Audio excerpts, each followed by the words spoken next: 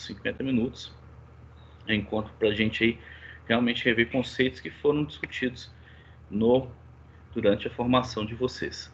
E aí eu vou deixar muito bem à vontade vocês para que vocês possam aí definir o que vocês querem que a gente fale, tá? Nós temos aí uma sequência de coisas que a gente pode falar. Eu deixo aí vocês muito à vontade para a escolha de qual assunto que nós vamos comentar, de acordo aí com a dificuldade, a necessidade que vocês possuem na clínica, durante a entrada na clínica. O CIAL 2, junto com o CIAL 1, são clínicas integradas, né? Ela visa você integrar as diversas áreas da odontologia num momento só. Então é muito interessante a aplicação da clínica integrada, porque ela vai facilitar com que vocês tenham uma ideia de planejamento completo do paciente, uma visão geral do paciente. Isso é muito importante, hein, para a clínica integrada. Então,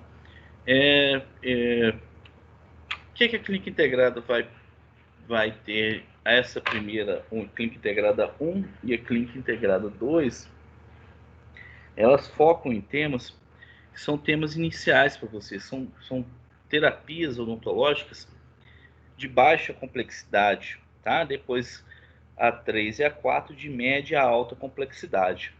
Então, o que seria aí terapia de baixa complexidade?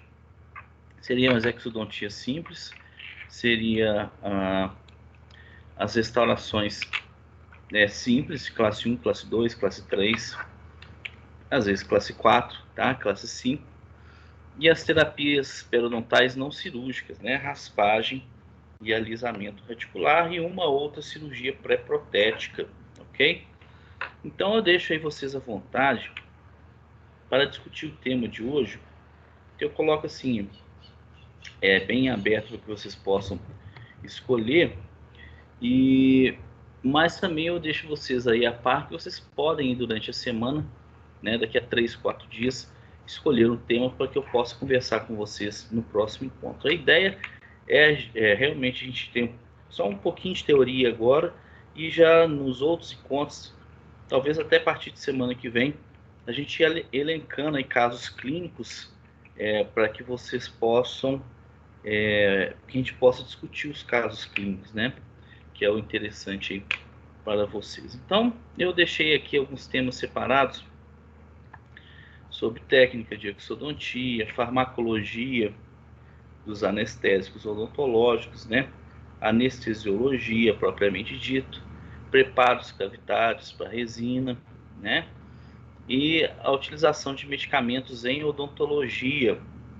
São alguns temas básicos aí que eu deixei para vocês, que aí eu deixo vocês muito à vontade para que vejam aí o que vocês gostariam que a gente comentasse nesses nossos 40 minutos aí que a gente tem nesse dia de hoje.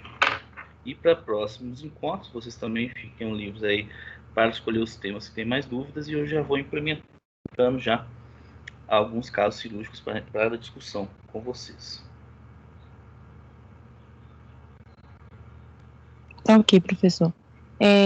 No meu ponto de vista, assim, as matérias que eu tenho mais dificuldade é justamente... Peraí, eu acho que meu áudio tá mudo, só um minutinho. Meu coisa. Pronto, pode falar de novo, Amanda. No meu ponto de vista, né, as minhas dificuldades são mais relacionadas à farmacologia e um pouco à anestesiologia, porque eu tenho um pouco de insegurança na hora de anestesiar, entendeu? Então, assim, eu fico... E a farmacologia também, né, já linka também com a aplicabilidade também do medicamento, né? A gente fica na dúvida, porque o último módulo que eu tive na especialização, já com alunos velhos de guerra, já estudando, né, fazendo uma pós-graduação, já dentista já de mais de 10 anos, e eles não conheciam algumas bases anestésicas, né, o efeito da base anestésica, o efeito do vasoconstritor, e isso tudo é complexo, porque algumas vezes você pode ter até perda de um procedimento porque não soube empregar a anestesia correta, né? Eu mostrar para vocês aqui sucintamente um caso aqui, só para vocês terem uma ideia, tá? Só um segundinho, por favor. Então, o que vocês têm, na verdade, a dificuldade na aplicação do anestésico ou na técnica em si, né? Essa que é a nossa grande pergunta aí, se é a técnica em si, né? Ou se é a questão da escolha da medicação, né? Isso que a gente tem dúvida aí com vocês. Eu vou pegar a foto aqui e eu vou compartilhar com vocês, para vocês verem como que uma escolha de um anestésico errado e a aplicação do anestésico de forma incorreta pode levar à perda de um trabalho, tá? Só espero que ele abra aqui, né? Está com uma certa dificuldade para abrir. Então, o que seria para vocês aí com mais dificuldade? A técnica em si ou a escolha do medicamento? E a gente pode, se for o caso, iniciar, deu tempo para vocês pensarem. Olha, até que assim, igual eu conheço. Provavelmente eu vou trabalhar com um mini curso de anestesiologia. Sim. Oi? Igual eu falo, eu conheço Entendi, sim. eu acho que. Tá dando para me ouvir, professor? Sim. Igual eu sei, mais ou menos assim, os sais, que é anestésicos que tem, né? E os vasoconstritores. Porém, na hora, igual você falou, na hora de aplicar, de falar assim, para tal paciente, vamos supor, com tais condições, eu tenho que usar esse especificamente. Aí nessa hora realmente dá a dúvida, entendeu? O que eu falei para vocês, justamente isso. O problema é a seleção, né, da medicação, né? Realmente a seleção da medicação que é o grande problema aí. Eu vou... Deixa eu apagar, eu mandei para você, Amanda, mas vou compartilhar com os colegas, mas eu vou tentar abrir aqui essa foto para poder mostrar para vocês. Então, vamos fazer o seguinte, a gente trabalha hoje rapidamente com a parte de medicações, tá? Analgésicos, anti-inflamatórios e antibióticos, né? De uma forma bem sucinta, vou dar um protocolozinho para vocês bem mastigado. E na próxima a gente trabalha aí com a parte de anestésicos, tá ok? E alguns casos aí clínicos. Eu não estou conseguindo abrir aqui, enfim, não tem problema, então eu vou partir para compartilhar com vocês aí a tela sobre a medicação, tá?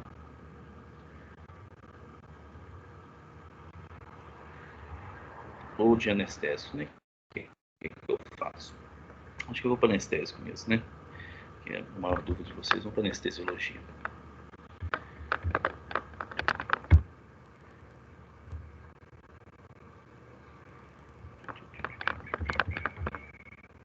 Tá aparecendo aí a minha tela? Sim.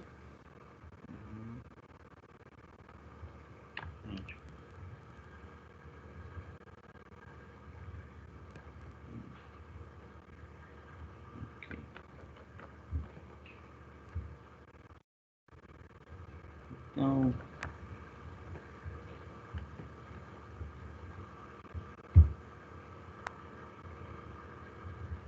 Vou abrir aqui.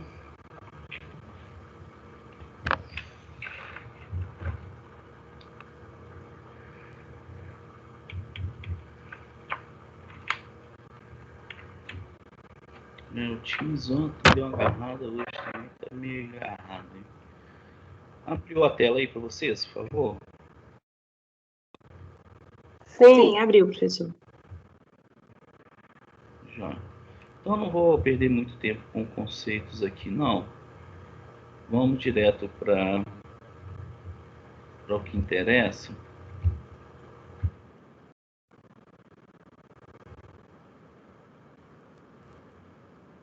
Bom, Primeira coisa, né, conhecer o material é muito importante.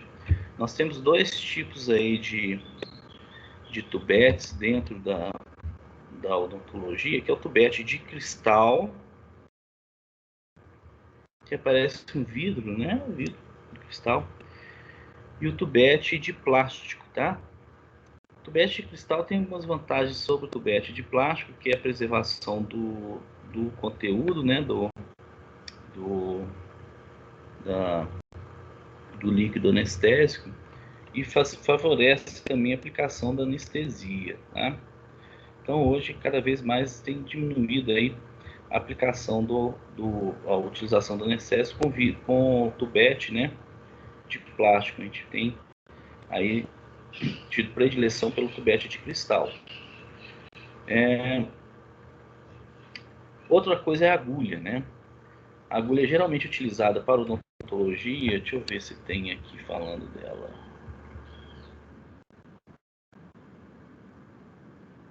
A agulha 30G, tá? É a agulha 30G, deixa eu ver se aqui, ó. Então a agulha que a gente utiliza geralmente é a 30G, a mais fininha, tá? Então quanto menor o calibre, G vem de gauge, tá?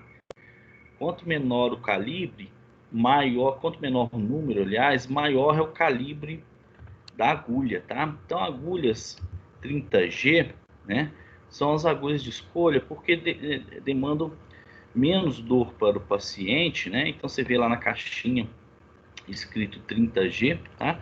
Elas demandam menos dor para o paciente e são aí fáceis de encontrar no mercado, né? Mas existe vendendo 27G, são agulhas mais grossas, né? Então dá predileção às agulhas 30G. E com relação ao tamanho da agulha, quer dizer, o comprimento da agulha, se ela é média, curta, longa, deixa eu ver se tem aqui os tamanhos. Então, olha só. O gauge, né? O gauge é a espessura da agulha, tá? Então, as agulhas, pessoal, existe agulha longa, curta, extra curta e extra longa. Normalmente usam, tá? É a agulha curta, tá? O mais comum é a agulha curta. A extra curta pode ser utilizada para alguns procedimentos de odontopediatria, né? Que é mais fácil a gente fazer o uso em criança, né? Eu tenho até uma agulha 30G aqui, uma agulha 30G extra curta, ela é bem pequenininha. Deixa eu abrir uma aqui para mostrar para vocês.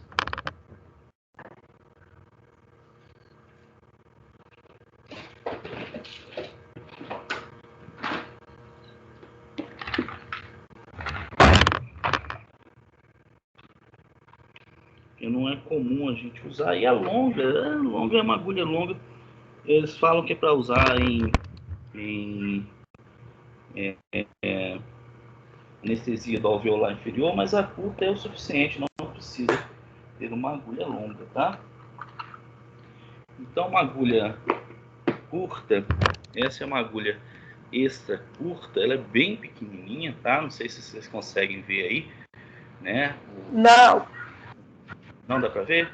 Deixa eu botar minha... Agora sim. Não, deu. Obrigada. Deu para ver? Ó. Tá? Então, é uma agulha bem pequena, certo? Uma agulha pequena e geralmente usada só para odontopediatria, tá? E alguns procedimentos outros aí. A agulha comum é a agulha curta mesmo, tá? De 24 milímetros. Dá para precisar qualquer área da boca aí, ok? Um ponto importante que a gente tem que ver é como que monta o conjunto, né? Então, a carpulha é aberta por tração do êmbolo, né? E é inserido o tubete com a parte de alumínio, né? Com a tampa de alumínio voltado para a tampa de alumínio voltado para a tampa de alumínio voltado para a agulha, tá? E a parte de trás, que é o êmbolo, certo? Fica voltado, a borracha do êmbolo fica voltado para cima. Então, é deslacrado da agulha, né? É deslacrada a agulha, inserida e rosqueada na seringa carpule, tá? Um detalhe que eu quero que vocês observem na seringa de vocês é que existe na ponta interna da seringa carpule um pino de pressão, tá? Gostaria que vocês depois observassem a seringa carpule de vocês. Existe um pino interno, tá? Então fica nessa região da carpule aqui, ó, internamente. Vou ver se tem uma outra visão. Fica na parte interna aqui, tá? Esse pino de pressão serve para comprimir a borracha que tem nessa tampa de alumínio, tá? É para comprimir essa borracha. Isso é o que a gente chama de refluxo, tá? Para determinar se tem sangue, se é sanguíneo ou não. Então aqui está o pino de pressão na seringa carpule. Ao inserir o tubete, tá? Tubete carpule lá dentro da seringa, esse pino faz uma pressão na borracha. Insere-se a agulha entra dentro do tubo, tá certo? Caso você tenha a agulha esteja dentro do vaso sanguíneo, ao comprimir um pouco o êmbolo do tubete anestésico e sair um pouco do anestésico, a gente solta esse êmbolo e há um refluxo pela pressão negativa que forma na borracha, tá? Por esse pino aqui. Se tiver agulha dentro do vaso, aspira sangue e a gente vai ver, obviamente, o sangue dentro do vaso. É o que chama de refluxo, tá? Então vocês podem depois testar na clínica, se quiserem, eu mostro para vocês.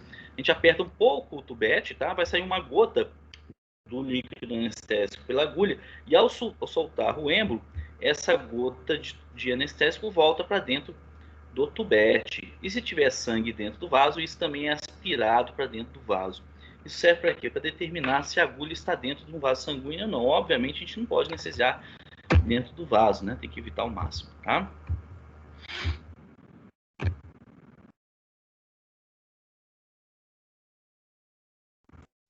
Então, o tubete anestésico, né? Ele contém aí 1,8 ml de solução anestésica e vocês vão ver mais para frente que nas situações normais de paciente normal, a gente usa até 7 tubetes de lidocaína com vaso constritor. Sem vaso constritor, a gente usa no máximo 2 tubetes, tá? Então ele pode ser de cristal ou de plástico, né? Ele vai ter o sal anestésico, um vaso constritor e tem os conservantes. Hoje em dia, os conservantes é que causam alergia nas pessoas, né? Então, principalmente o conservante parapinefrina, que é a adrenalina, que é um vasoconstritor, tá? É o que causa maior quantidade de alergias aí nos pacientes, tá? Esse tubete é de uso único, quer dizer, se eu não usar todo o líquido, mesmo assim eu tenho que descartar, ele não pode ser reaproveitado, tá? Então, ou a gente usa o tubete todo, ou usa parte da solução anestésica, tá? Usa a solução anestésica toda, o que sobrar é o que? Descartado. Então, vem como agem os anestésicos, né, um pouco, vai fugir um pouco do escopo da ideia hoje do nosso encontro, tá? Não tem por que a gente aí perder tempo com isso, né? Mas basicamente, qual que é a função do anestésico, né? Ao jogar a solução anestésica dentro do tecido, né, o anestésico ele vai se dissociar dos prótons, tá? Então tá aqui o anestésico que tem um hidrogênio carregado positivamente, tá? É um ácido, né? Na verdade, a solução anestésica é uma solução ácida, tá? Um sal anestésico.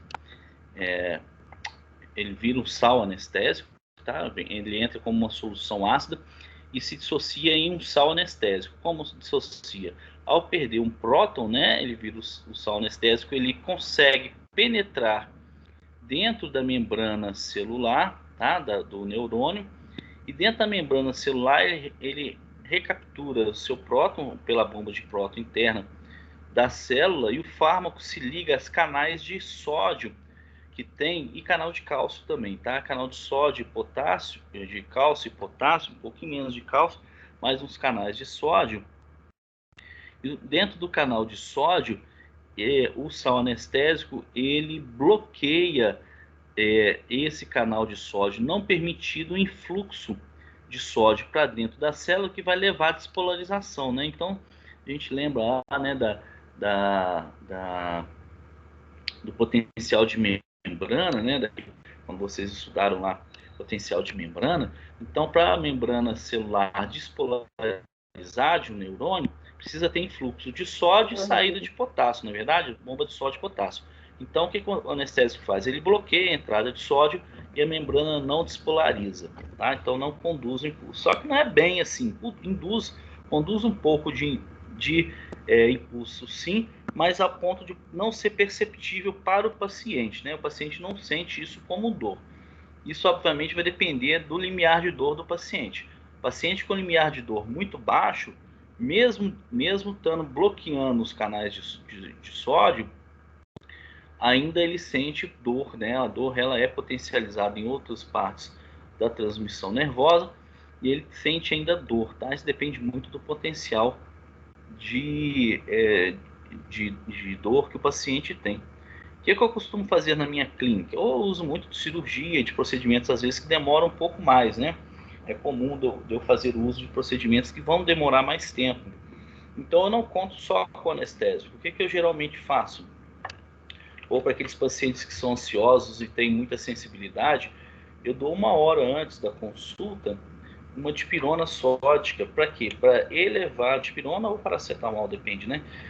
Eu dou um analgésico para ele, para elevar o seu limiar de dor e ele suportar melhor a terapia, ter uma melhor ação do efeito do anestésico, tanto uma melhor ação quanto um efeito mais prolongado desse anestésico, dando aí uma dipirona 500 miligramas ou paracetamol 500 miligramas 1 hora antes do procedimento. Funciona muito bem, tá? Isso vai elevar o potencial de dor dele, então a capacidade dele sentir dor vai ser menor, né? Lembrando que no mecanismo de ação do anestésico nem sempre bloqueia todos os canais, ainda há transmissão de um certo impulso nervoso, vai haver, mas aumentando esse limiar de dor, a tendência do paciente é lá no cérebro ele não sentir a dor com tanta intensidade, tá? Então ou passa a ser suportável ou ele realmente não sente, ok? Então, o anestésico ele trabalha dessa forma.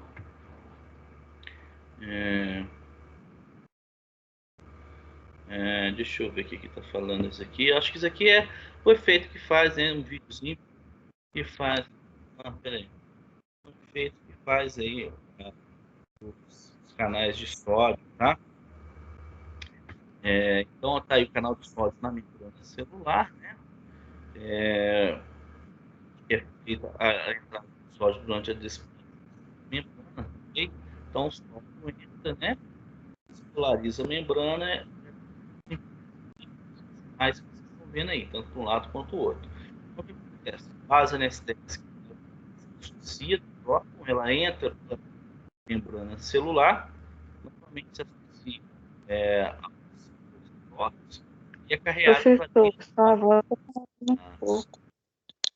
canal de sódio, bloqueando a entrada desse canal de sódio, né? Essa dissociação da base anestésica é muito importante para equilibrar Professor,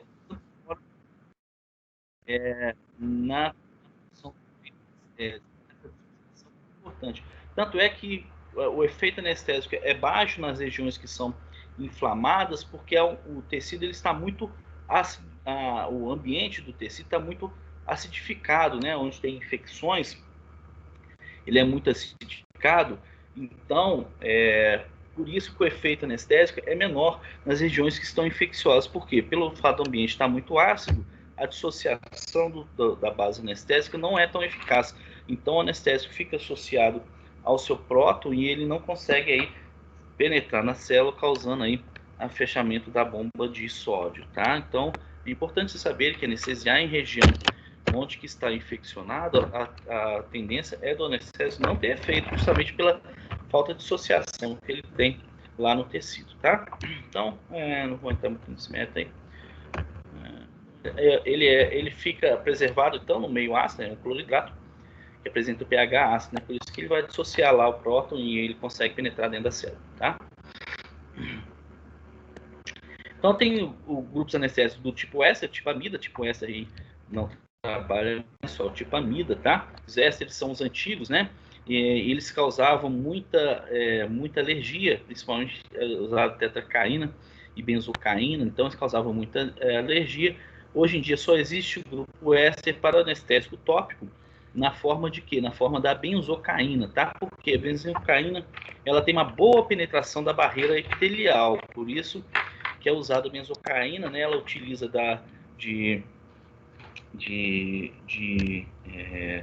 lipídios para poder ter penetração, então ela tem uma boa penetração pela barreira epitelial, então por isso que é usada a benzocaína como anestésico tópico, tá? Mas anestésicos como procaína, tetracaína, não são mais usados em odontologia porque eles demandam muito alergia, né, efeito alérgico, inclusive com potencial para alergia, causando aí o edema de glote, tá?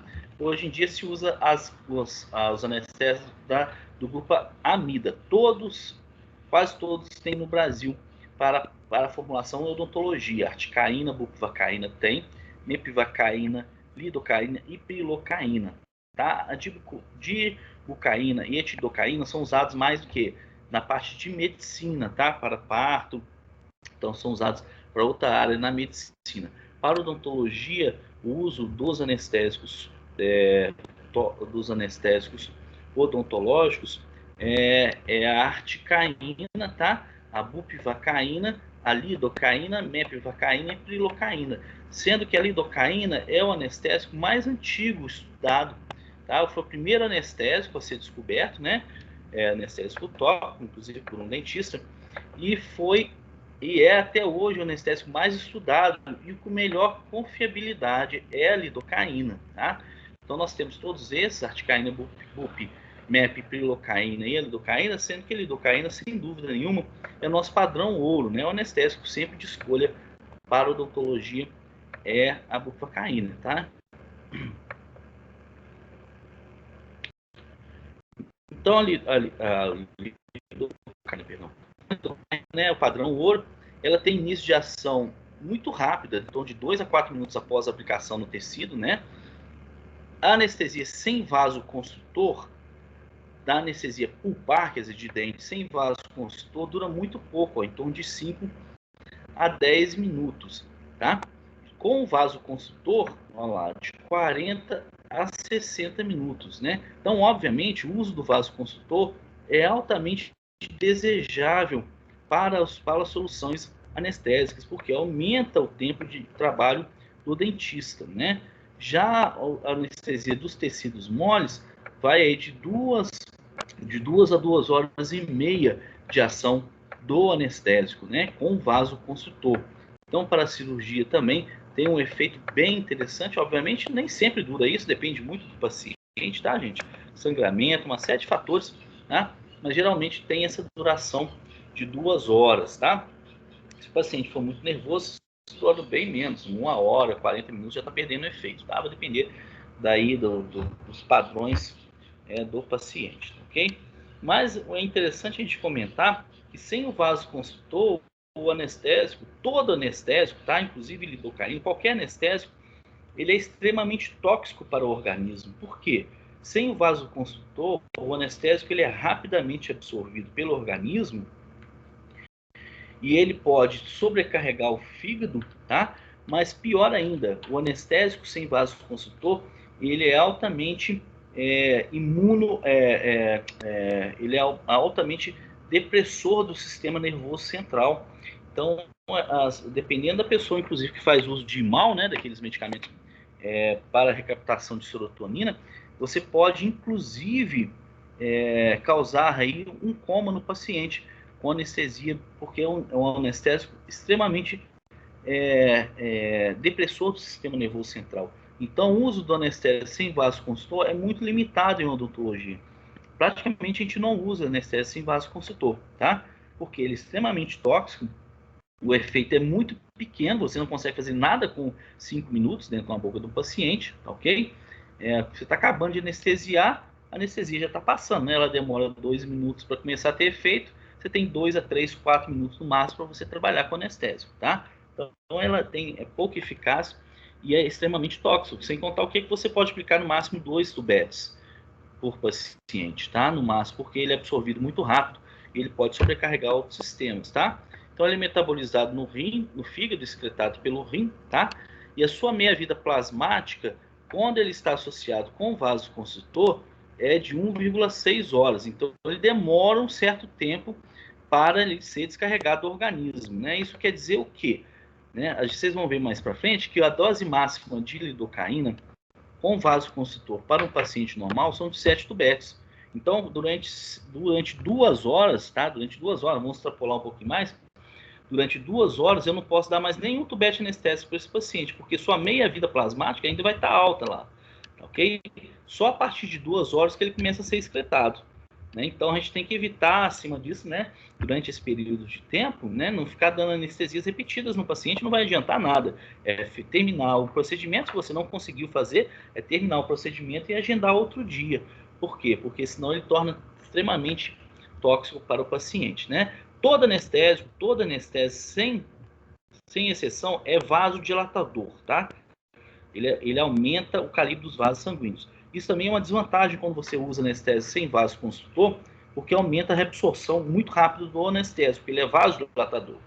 Uns mais, outros menos, tá? Vocês vão ver que a mepivacaína é menos vasodilatadora que a lido, tá? Mas todos eles são vasodilatadores.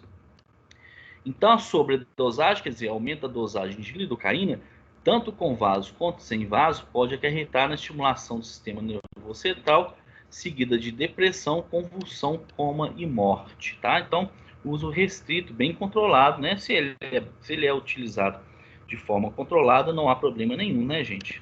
Convenhamos, tá? Professor, Então, oi. Pode ter alguma interação medicamentosa também, igual no caso, igual você falou de superdosagem? Principalmente com imal, tá? Tá. Então, a mepivacaína é irmãzinha da lidocaína, tá? Muito parecida com a lidocaína. Ela tem um tempo de ação muito menor, tá? Então, ela, quer dizer, é metade do tempo de ação. Então, você aplicou, já está fazendo efeito a mepivacaína. Para quem quer acelerar o processo, por exemplo, em odontopediatria, isso é interessante, tá? É 1 minuto a mais, a menos, mas por conta, né? Mas olha só, ela tem pouco mais de ação sem vasoconstritor, de 20 a 40 minutos, sem vasoconstritor para anestesia pulpar. Só que na prática isso não acontece, tá, gente? Na prática vocês vão ver que esse anestésico, tanto a lido quanto a MEP, vão durar entre 5 e 10 minutos no máximo de anestesia, o paciente já está voltando a sentir, tá? Então essa história de 20, 40 minutos é meio que mentirinha. Eu já vi um colega aplicar, olha que absurdo, 5 tubetes de mepivacaína numa criança de 10 anos de idade, sem vasoconstritor, tá? Foi assim um absurdo, e eu trabalhava no serviço público, eles queriam usar o anestésico sem vaso porque ele já estava vencendo e precisava consumir ele. E aquilo, quando eu olhei, falei assim, pelo amor de Deus, preciso você jogar fora que você matar uma pessoa, né? Então, não se pode lançar mão de anestésico sem o seu conhecimento, né? Então, eu tenho até aqui, eu tenho vaso tubete, né? Eu tenho mepivacaína sem vaso, a 3%, tá? É um anestésico sem vasoconstritor para algumas situações que não são, sim, relacionadas à terapia intraoral, tá, ok? Esse anestésico sem vaso é muito utilizado para pele, tá? Então, e mesmo assim, né, um pouco limitado também, para evitar necrose de epitélio, tá? De derme. Mas dentro da odontologia, na cavidade oral, não se usa, não tem aí muito indicação para uso, né? Tem gente que fala, vou usar então mepivacaína sem vaso na grávida. Nossa, isso é um absurdo, né? Foi um dos comentários que surgiu na minha aula na especialização, justamente por isso. Não pode, né, gente? Tem que ter conhecimento do anestésico. Então, a mepivacaína é extremamente tóxica para o feto, principalmente sem vasoconstritor, né? Então, a gente não deve usar isso de forma alguma, tá? Com vasoconstritor, muito semelhante à lidocaína, né? Tempo de ação pulpar em torno de 1 hora, e a mesma coisa para os tecidos moles. Na prática, parece que nos tecidos moles, a mepivacaína tem tempo de ação um pouquinho maior que a lidocaína, tá? Na prática, ok? Também é metabolizado no fígado, excretado nos rins, uma meia-vida plasmática maior que a lidocaína, então você tem que ficar mais tempo sem repetir a dose de anestésico para o paciente com relação à lidocaína, porque ela vai tornar mais tóxica, vai ficar mais tempo dentro do soro, tá? ela é menos vasodilatadora que a lido, como eu falei com vocês, mas ela é vasodilatadora. Tá? E a toxicidade é semelhante à lidocaína. A prilocaína é o anestésico que a gente conhece ele como citocaína, citaneste, tá? Aqui no Brasil, mas eu acho que tem a prilo também, sem marca, sem citocaína, eu não tenho ela aqui agora. A prilocaína também ela tem um efeito de ação similar à lidocaína, tá? Não existe a prilocaína sem vasoconstritor no Brasil. A prilocaína no Brasil ela é associada com o vasoconstritor, que é a felipressina, é um vasoconstritor diferenciado que a gente vai ver daqui a pouquinho para vocês, a felipressina, tá? Então, o tempo de anestesia é muito semelhante aí à lidocaína, só que na prática, tá? Esse tempo de anestesia, tanto pulpar quanto de tecido mole, é bem menor do que a lidocaína e a mepivacaína, tá? Por quê? Por conta do vasoconstritor, tá? O vasoconstritor da prilocaína é a felipressina. A gente vai ver daqui a pouquinho quem que é. E o vasoconstritor comumente da lidocaína e sempre da mepivacaína é a adrenalina, tá? Então a adrenalina tem um efeito de vasoconstrição muito maior, diminui o sangramento e a ação do efeito anestésico é muito maior na prática, tá? Para a lidocaína e a mepivacaína do que a prilocaína, tá ok? Então o tempo de ação da prilocaína é menor na prática, principalmente relacionado a tecidos moles, tá? Principalmente relacionado a tecidos moles, e ela sangra bem mais, tá? Então ela pode ser metabolizada tanto no fígado quanto nos pulmões e excretada nos rins, tá? Sua meia-vida plasmática é similar à lido, né? E ela é 50% menos vasodilatadora que a lidocaína, então causa menos vasodilatação, tá? Dessa forma, torna ela menos tóxica do que a lidocaína e a mepivacaína. Por quê? Pelo fato dela ser menos vasodilatadora, ela é menos absorvida. Entretanto, na sua sobredosagem, aumenta o risco de metahemoglobina, tá? Então, a gente deve usar com muito critério. A metahemoglobina é um tipo de hemoglobina que ela não é, de certa forma, transformada em hemoglobina. Ela fica semi-transformada em hemoglobina, então ela não carrega oxigênio na hemácia, tá? Então, essa hemoglobina não transformada, né, o aumento da metahemoglobina e não da hemoglobina, diminui a hemoglobina, e dessa forma as células, as hemácias, levam menos oxigênio para o corpo humano. Essa história de levar menos oxigênio, obviamente, gente, o oxigênio é fundamental para a produção de energia no corpo, né? Receptor lá de prótons durante a formação do ATP. Então, o que acontece? As pessoas que têm anemia, pessoas que têm alteração respiratória e alguns tipos de doenças cardiovasculares, mas principalmente anêmicos, tem que se tomar muito cuidado com o uso da prilocaína, porque ela aumenta a metaglobina e o paciente, obviamente, já é anêmico, já carrega pouco oxigênio, ele vai carregar menos ainda oxigênio, tá? Principalmente nessa época de Covid aí, né, que nós estamos vivendo aí. Pois não. E eles falam também que esse sal não pode ser utilizado também em gestantes, né? A prilocaína? Isso. Não por conta da base anestésica, mas pelo vasoconstritor, que é a felipressina, tá? Ah, tá, entendi. O caso aqui é prilocaína por causa do vasoconstritor, ele aumenta a metaglobina, tá? Então o paciente carrega menos oxigênio no sangue. Tá? No caso da felipressina, a felipressina é um vasoconstritor, daqui a pouquinho eu vou falar para vocês, é um vasoconstritor que ele promove, ele tem ação no músculo liso, tá? Da parede do músculo liso, que se liga aí nas vênulas, né? Na pós-capilar, né? Na união de vaso com vênula, né?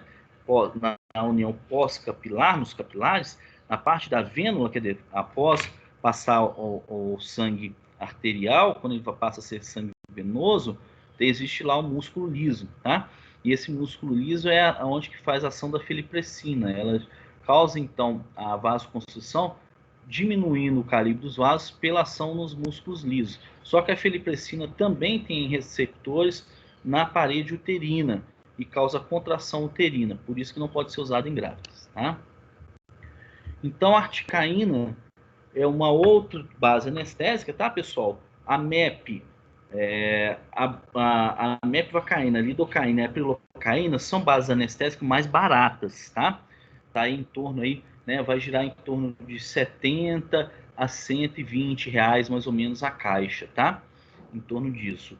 Já a articaína e a bupivacaína são bem mais caras. A bupivacaína, então, nem se fala, é mais de 200 reais, tá?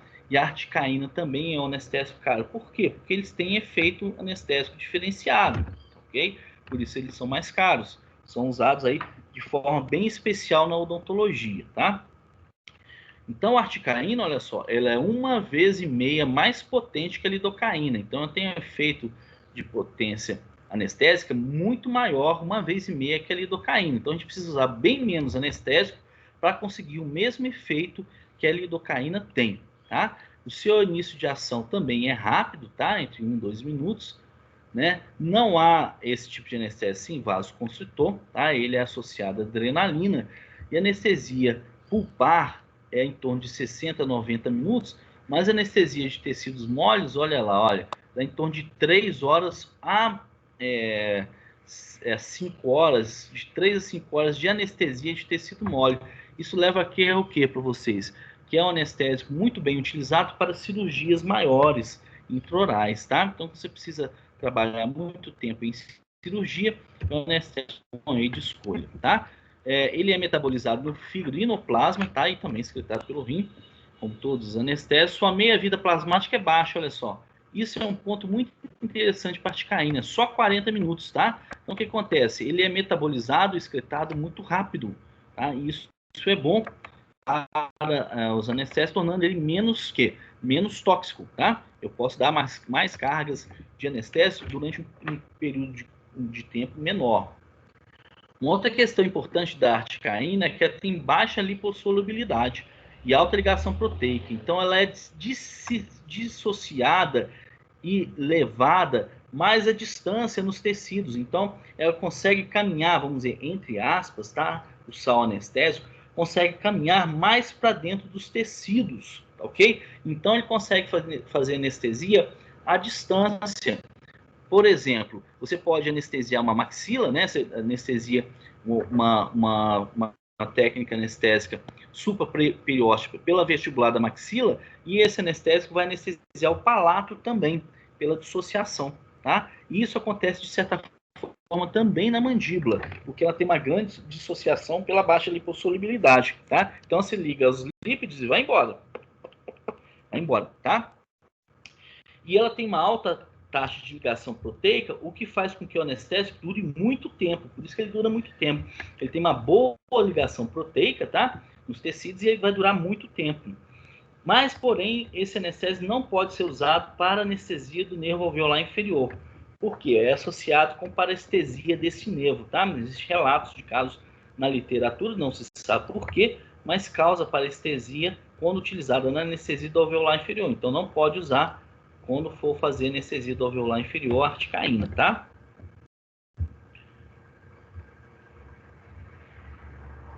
E por fim, a bupivacaína, né, gente? A bupivacaína é aí um anestésico que tem a potência anestésica 4 vezes maior que a lidocaína, tá? Só que ele tem um grande problema. O seu tempo de início de ação é alto, de 10 a 16 minutos. Demora para o anestésico fazer efeito, tá? Mas em comparação, olha só, seu efeito anestésico pode durar 12 horas, tá? 12 horas, tanto para tecido quanto 240 minutos, né? Ou seja, 4 horas para anestesia pulpar. Essa anestésica, a bupivacaína, também usa como adrenalina, como vasoconstritor, tá? Ele é usado principalmente naqueles casos em que há pacientes que têm dificuldade para a terapia odontológica, que eu preciso fazer uma intervenção de longo prazo neles. Por exemplo, pacientes que têm trissomia do cromossomo 21, por exemplo, síndrome de Down, alguns pacientes que são muito tementes ao procedimentos operatórios, que você tem que fazer tudo de uma vez. Então é para isso que é utilizada a bupivacaína. Quando tem que fazer extração de vários dentes no paciente acamado, ok? Porém, tem um grande problema na bupivacaína, que após o seu efeito anestésico, ela tem um efeito rebote, em que aumenta a prostaglandina, né? A prostaglandina, eu creio que sim. Ela aumenta a prostaglandina, então ela dá uma dor pós-operatória enorme. Porque esse efeito rebote da bupivacaína aumenta a produção de prostaglandina. Então leva uma dor, é isso mesmo, é prostaglandina. Leva uma dor muito grande no pós-operatório, tá? Então é metabolizada no fígado, né? Ela tem ação vasodilatadora maior que a bupivacaína. A sua toxicidade cardíaca é 4 vezes maior que a lidocaína, então ela tem que ser usada com restrição em alguns pacientes. E o outro problema dela é a meia-vida plasmática de 2,7 horas. Mas como ela tem ação de 12 horas, né, ela dura muito tempo, então esses 2,7 horas aqui não significam nada, né? Mas o grande problema é a dor pós-operatória, né, que dá aí pela liberação de prostaglandina. Então, geralmente, a bupivacaína é associada a algum anti-inflamatório, tá? Ela é associada a algum anti-inflamatório não hormonal, tá?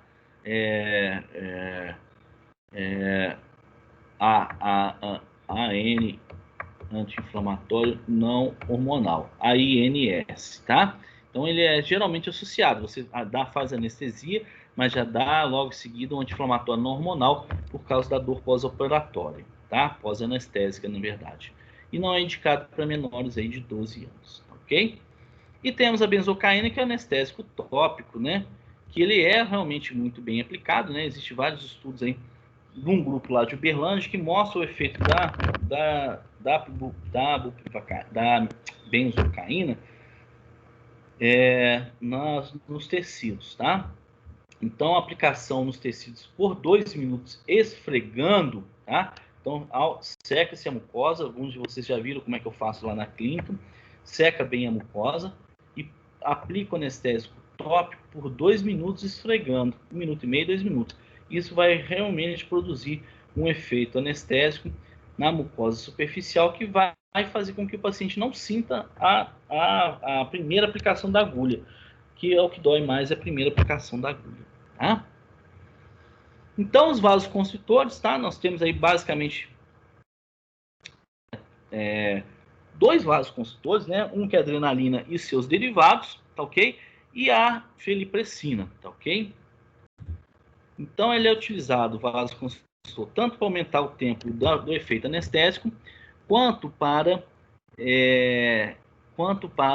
diminuir o sangramento, tá? Então, os anestésicos podem ser adrenérgicos, né? Ou quer dizer, o que é adrenérgicos, né? Ou simpatomiméticos, que advém da adrenalina, né? Que a base de produção é a adrenalina, né? Quais que são eles? A própria adrenalina, tá? A noradrenalina e a levonoradrenalina, tá? Ou noradrenalina. E a fenilefrina, tá? Todos esses daqui, ó, norepinefrina, adrenalina e felinefrina, nós temos ainda hoje em dia se eu não me engano, ainda tem vendendo no comércio, tá? A adrenalina é o mais utilizado, tá? A adrenalina ou epinefrina é a mesma coisa, tá? Adrenalina ou epinefrina é a mesma coisa. Então, a adrenalina é o que é mais utilizado, tá ok? A noradrenalina, se eu não me engano, ela é associada só a lido, numa anestésico que chama de lidostezin, tá? Lidostezin. O nome comercial, ok? E a fenilefrina é associada a lido num anestésico da SSWAT, que é o Novocol. Tá? E a adrenalina ou epinefrina, todos os outros, né? Associado tanto a articaína, bupivacaína, mepivacaína e lidocaína. Só não é com prilocaína, tá? Só não é com prilocaína. Então, adrenalina associado com todos os outros, menos com a prilocaína, e é o que é mais utilizado. Existem vários nomes comerciais aí, não vou entrar muito no detalhe, tá? E tem a felipressina, que é o único não adrenérgico que nós temos no mercado brasileiro, tá? A felipressina só é associada à prilocaína, ok? Prilocaína. Não vou entrar muito nesse detalhe, como que é a ação dos... Já falei mais ou menos como é que é a ação dos anestésicos, dos vasoconstritores, tá? Então, os vasoconstritores, esse é um ponto importante, né? O vasoconstritor, a adrenalina ou a epinefrina, né, que é a mesma coisa, é o vasoconstritor mais utilizado no mundo, devendo ser o agente de escolha para quase a totalidade dos procedimentos odontológicos, tanto em pacientes saudáveis, quanto em idosos, quanto em crianças, quanto em gestantes, com pacientes com alterações sistêmicas, desde que controlados, tá? É o vasoconstritor de escolha. Então, a epinefrina age em alfa-1 e menos em beta-1, tá ok? A dosagem de epinefrina, agora vamos lá para as receitinhas de bolo. Então, a dosagem de epinefrina deve ser minimizada, eu posso usar, mas de forma menor, em pacientes com alteração cardíaca, principalmente cardíaca isquêmica, como angina ou história de infarto, né? Paciente com menos de 6 meses de infarto, a gente não atua, a gente não trabalha. Pacientes com angina de peito sintomáticos, a gente também não trabalha, tá? Pacientes que têm problema de pressão controlado, a gente pode trabalhar, descontrolado não. Pacientes diabéticos descontrolados, a gente também não trabalha, tá? São todos eles asa 3. A gente só trabalha a asa 1 e asa 2. A concentração da adrenalina é 1/100, tá? Essa concentração não acha, essa concentração não acha. Então, é uma parte de adrenalina para 100 de água destilada, tá ok? Para 100 mil de água destilada. Essa concentração que a gente tem no nosso mercado, tá? A norepinefrina, ela é uma variante da adrenalina, tá? E ela age, na maioria das vezes, nos receptores alfa, tá ok? E menos nos receptores beta-1. A grande problema da norepinefrina é que ela tem 20% menos potência vasoconstritora que a epinefrina.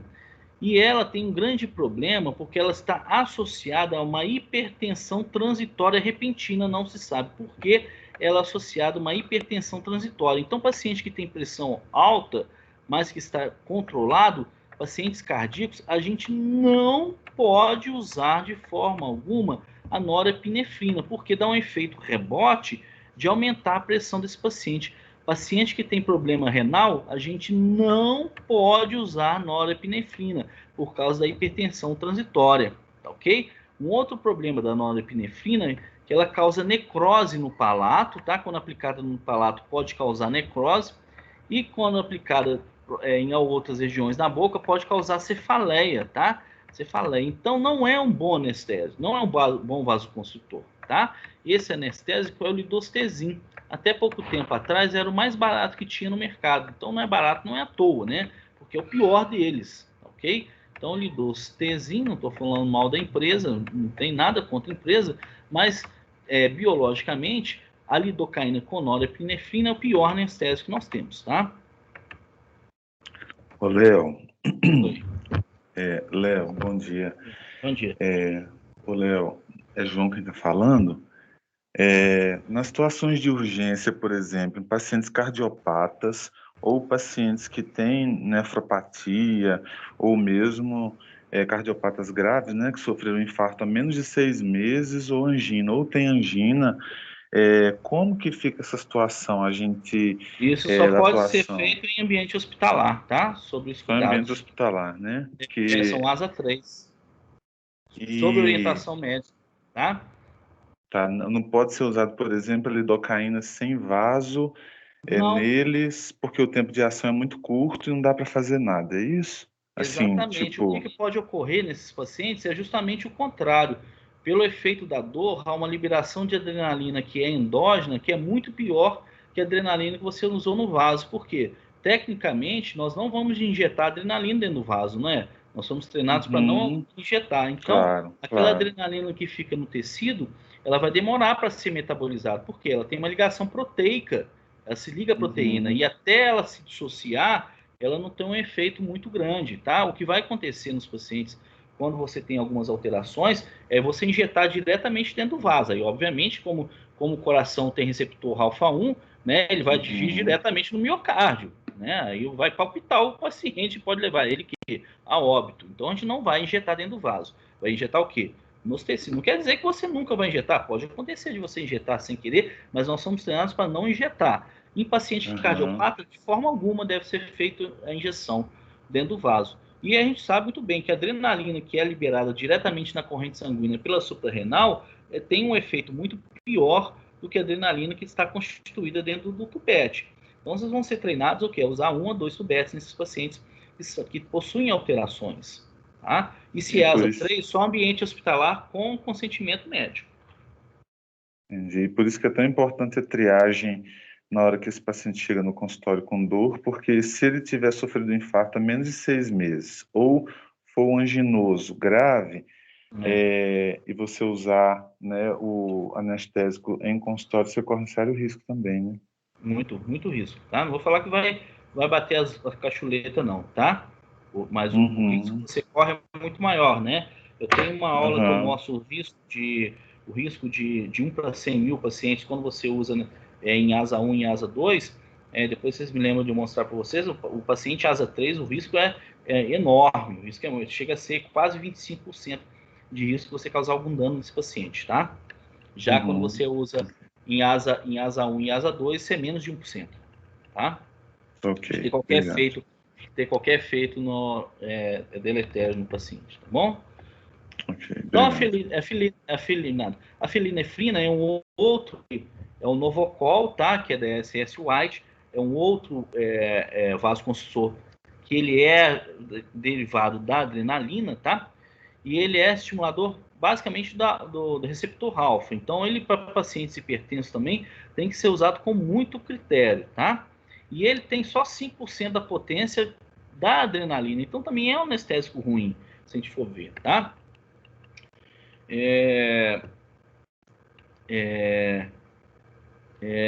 Então, ele não possui nenhuma vantagem sobre a epinefrina, né? Mas pelo fato de ser um anestésico, hoje em dia o anestésico mais barato do mercado é a lidocaína com a felipecina. Eu tenho até ele aqui, deixa eu ver se eu tem um aqui.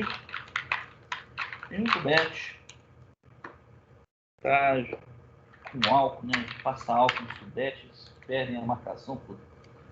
Então, aqui é o da White, é um tubete de plástico, tá? SS White. Aqui, epinefrina, felinefrina com lidocaína, tá?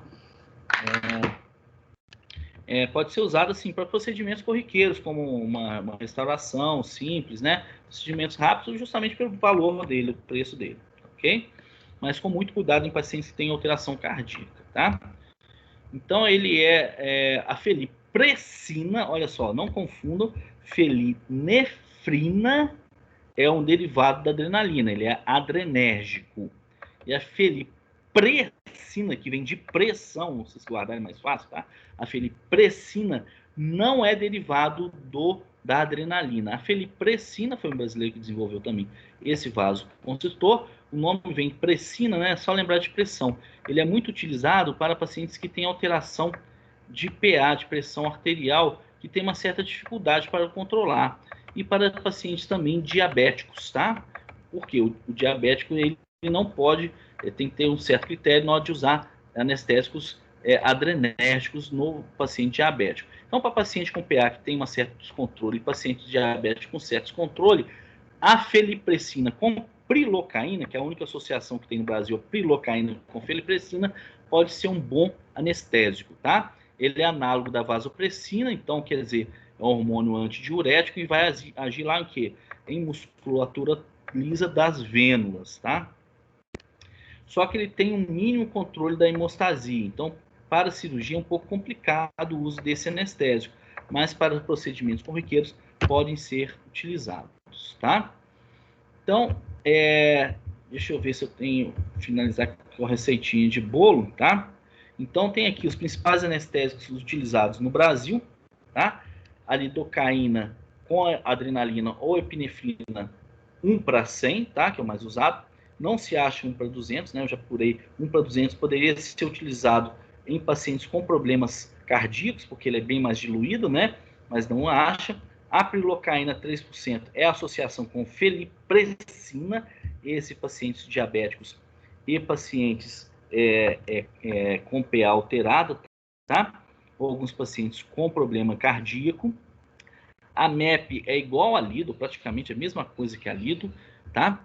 A articaína também com adrenalina, tá? E a bupivacaína com adrenalina, ok? Vamos para receitinhas de bolo agora, tá? Deixa eu ver, dose máxima. Tá.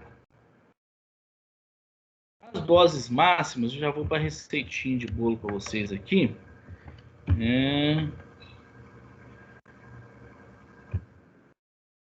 A gente já está acabando nosso tempo aqui. A dose máxima vai ser o seguinte, ó. Para lidocaína com adrenalina, tá? Que é a de 2%, cerca de 7 a 8 tubetes, dependendo do peso do paciente, tá? Depois eu envio esse cálculo aqui de acordo com o peso corporal, ok? Mas em torno de um paciente de 60 quilos, tá? 60 quilos, 7 tubetes, tá? Um paciente mais fortinho, até 8 tubetes. Então a gente vai ficar limitado, tá? A 7 tubetes para lidocaína com adrenalina. A mesma coisa vai para mepivacaína, são irmãozinhos, tá?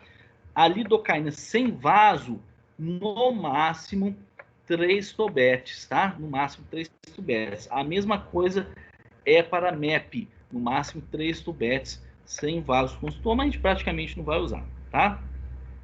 A prilocaína também 7 tubetes, ok? 7 tubetes. E a bupivacaína, como ela é menos tóxica, porque a concentração do anestésico é menor, é 0,5%, ela pode ser utilizada até 10 tubetes, ok? Então, nós vamos ter como receita de bolo a utilização em pacientes normais até 7 tubetes de anestésico. Lembrando que nós temos uma meia-vida plasmática em torno de 2 horas para a grande maioria deles, né? Um pouquinho mais para a articaína, mas a grande maioria deles em torno de 2 horas. Então, a gente só pode usar até 7 anestésicos durante cerca de 3 horas aí de tratamento do paciente, tá ok? Só depois de 3, 4 horas que a gente pode repetir a utilização desses anestésicos, porque ele já foi metabolizado, tá ok? Então, anestesia local de pacientes com comprometimento sistêmico, tá? Então, as contraindicações para a epinefrina, né, que é aquele vasoconstritor à base de adrenalina, pacientes que têm a PA acima de 160, né, a sistólica, e a diastólica acima de 100, tá? Pacientes com história de infarto agudo com menos de 6 meses, ok? Pacientes com AVC menos de 6 meses, pacientes que sofreu ponte safena ou colocação de stent recentemente, pacientes com angina instável, tá? Pacientes com arritmias, paciente com insuficiência cardíaca congestiva, esse aqui é muito perigoso, tá? Não pode usar a epinefrina. E paciente hipertiroideu não controlado, é muito importante também para não dar o choque hipertiroideu no paciente, tá? Então tem que paciente hipertiroideu tomar cuidado com a epinefrina, tá ok? Mas paciente controlado pode-se usar a epinefrina. Qual que é a dose, professor, da epinefrina? A dose de epinefrina com pacientes alterados é 1 a 2 tubetes, né? Máximo 2 tubetes. Então, paciente com problema de PA, pacientes com problema de diabetes, pacientes com grávidas, tá? Todos esses pacientes, paciente pós AVC, pós infarto, acima de 6 meses, 2 tubetes, tá ok? Então, a gente toma esse cuidado aí para o uso de epinefrina nos pacientes que têm esses problemas cardíacos, 2 tubetes aí, ok? Pacientes que fazem uso de drogas ilícitas, como ele inicialmente ele é potencializador, ele estimula o sistema nervoso central, depois deprime, tomar muito cuidado com pacientes que usam principalmente metanfetamina, tá? Então, tomar cuidado com esses pacientes, porque você pode causar uma depressão muito grande do sistema nervoso central, tá? Então, seleção anestésica para pacientes com necessidades especiais, né? Então, nós vamos usar cerca de 2 tubetes para pacientes com necessidades especiais. Então, vamos lá. Então, uma dose máxima para uma criança até 20 quilos, tá? São 2,4 tubetes, ok? Para o adulto, em torno de 7 tubetes, né? Falei lá 60 quilos, tá? Então, nós vamos tomar como base aí cerca de 7 tubetes. Para os adultos mais gordinhos, 8 tubetes, ok? Então, pessoal, a grande maioria dos casos que nós vamos usar é a lidocaína 2% com adrenalina, tá ok? Em casos excepcionais, a gente pode o quê? Selecionar a prilocaína com a felipressina, tá ok? Então, nós vamos concentrar nesses casos. A mepivacaína não é indicada, excetuando a lidocaína, nenhum outro anestésico, base anestésica, é indicada para grávida, tá? Grávida, indicação é lidocaína com adrenalina 2%, 2 tubetes. Esses pacientes cardíacos e pacientes com alteração de glicemia, eu posso algumas vezes utilizar a prilocaína com felipressina, tá? Posso utilizar. Mas se ele tiver controlado, for asa 2, eu posso usar lido? Pode usar lido. Tendo um limite aí de tubetes, só que 2, máximo 3 tubetes para esses pacientes, tá ok? Outros tipos de pacientes podem exigir outros anestésicos, por exemplo, uma cirurgia maior, usar articaína, pacientes com síndrome de Down, usar a bupivacaína, ok? E entre a lido e a mepivacaína, aí vai a gosto do freguês, tá? Lembrando que a mepivacaína não usamos em grávida. Tá ok, pessoal? Deu para pegar a receitinha de bolo aí? Sim. Deu para esclarecer um pouquinho mais sobre os anestésicos? É para a gente não ter medo, né? Pra gente não ter medo. Anestésicos são importantes pra gente. A gente tem que trabalhar com anestésico sem medo, ok? Então, eu vou parar a gravação aqui.